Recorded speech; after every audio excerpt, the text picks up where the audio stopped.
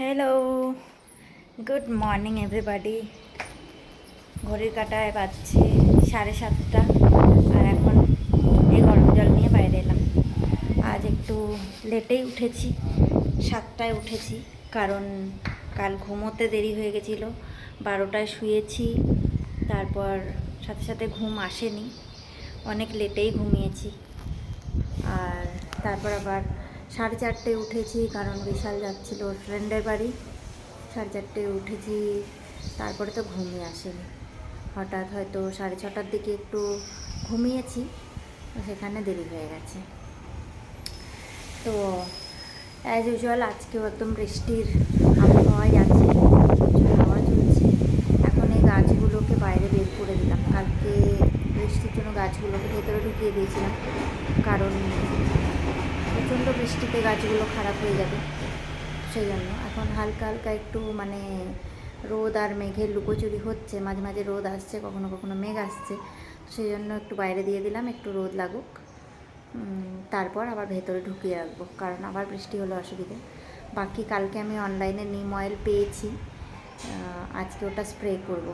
নিম oil spray করব আজকে। আই হোপ গাছগুলো ভালো হয়ে যাবে, ফিঙ্গার ক্রস। স্পেশালি মানি প্ল্যান্টটা আমার, ওটা খুব খারাপ লাগছে, কারণ অনেক হেলদি প্ল্যান্ট ওটা। সাডেনলি ওটা ডাল হয়ে গেছে একটু। আজ বাঙালি রান্না করব, একটা ডাল রান্না করব, আর ভাবছি কিছু প্ল্যান আছে, সেগুলো রান্না করব। এখনও বিশাল আসেনি, বিশালের জন্য ওয়েট করছি আমি। তো ওকে বলেছি বাইরে থেকে একটু ব্রেকফাস্ট নিয়ে আসতে, ও নিয়ে এলে তারপর খাবো, খেয়ে তারপর কাজকর্ম স্টার্ট করব। চলে আসবে 8টা নাগাদ, হয়তো চলেই আসবে। এখন এই গরম জলটা খাই এখানে বসে। একটা কথা বলতে আবার এলাম। Basically I wanted to thank you all, কারণ বাংলা ব্লগগুলোতে তোমরা অনেক ভালোবাসা দিচ্ছ।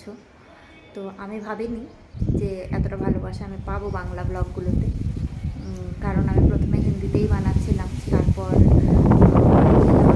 ইনস্টাতে ডিএম করেছে বা আমার বাড়ি থেকেও বলেছে সিন্স আমি বাঙালি, আমার বাঙালি ব্লগ বানানো উচিত। তো আমিও ভেবে দেখলাম যে হ্যাঁ, হয়তো কথাটা সত্যি। তো সেই জন্য আমি বাংলায় ব্লগ বানানো স্টার্ট করেছিলাম। তোমরা এতটা ভালোবাসা দেবে আমি ভাবিনি। তো আরও বেশি বেশি করে লাইক করো, কমেন্টস করো, আর ব্লগগুলোকে শেয়ার করো, চ্যানেলটাকে সাবস্ক্রাইব করো, সো দ্যাট আমি আরও ভালো ভালো ব্লগস তোমাদের দিতে পারি। Anyways, thank you so much for supporting. যতটা ভালোবাসা তোমরা দিচ্ছ, এইভাবেই পাশে থেকো, এইভাবেই সাপোর্ট করো।